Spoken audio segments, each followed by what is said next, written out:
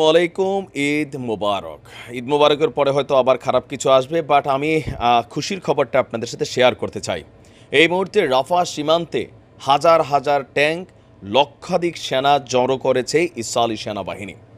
অপরদিকে তারা জাস্ট একটা ফোন কলের অপেক্ষায় যখন আছে, থমথমে পরিস্থিতিতে একদিকে লেবাননের হিজুরা কিন্তু উত্তরাঞ্চলে আঘাত শুরু করেছে।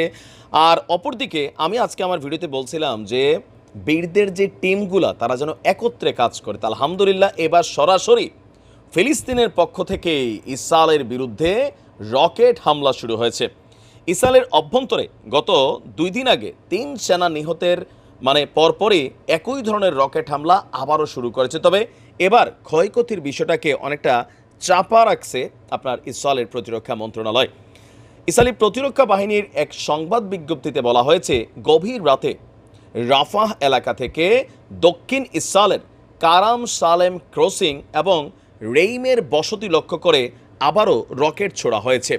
এ সময় আকাশে আকাশ প্রতিরক্ষা সিস্টেম অ্যাক্টিভ হওয়ার পরপরই সাইরেন বেজে উঠেছে, আর সমগ্র ইসরায়েল জুড়ে একটা উদ্বেগ দেখা দিয়েছে। সাম্প্রতিক দিনগুলোতে দ্বিতীয়বারের মতন হামলা করা হলো বীরদের পক্ষ থেকে।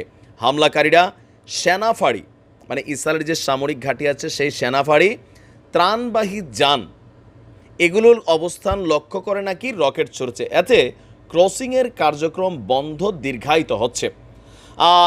এটা ইসরায়েলের বক্তব্য যে এই ধরনের রকেট নিক্ষেপ এটা নাকি আমাদের বীরদের জন্য সমস্যা হবে, যে গাজার বেসামরিক নাগরিকদের মানবিক সহায়তা প্রদানের জন্য যে ক্রসিং পুনরায় চালু করতে কাজ করছিল ইসরায়েল। দেখেন ভূতের মুখে রাম নাম, কি মিষ্টি কথা, যে আমরা তো এখানে ত্রাণের ট্রাক রাখছিলাম, এরা কিন্তু এগুলো একটা কৌশলের অবলম্বন করছে। দর্শক, সীমান্তবর্তী ইসরায়েলের কারাম আবু সালেমে একটি ফাঁড়িতে মুহুর্মুহু রকেট হামলা হয়েছে। আনাদলু এজেন্সি বলছে, এসব হামলার সাথে আমাদের আল কাসম ব্রিগেড যে টিমটা আছে ফিলির, তারা সরাসরি এই ঘটনাটি ঘটিয়েছে। তারা দক্ষিণ ইসরায়েলের জনবসতির দিকে অন্তত 30টি রকেট নিক্ষেপ করেছে। আর এতে ইসরায়েলের অভ্যন্তরে বিভিন্ন জায়গায় সামরিক বেসামরিক যেই জায়গাগুলো আছে সেখানে রকেটগুলা আপনার আঘাত হানার পর সেখানে আগুন ধরে গিয়েছে। ইসরায়েল বলছে যে রাফায় শরণার্থীদের আড়ালে বীররা ঘাঁটি গেড়েছে।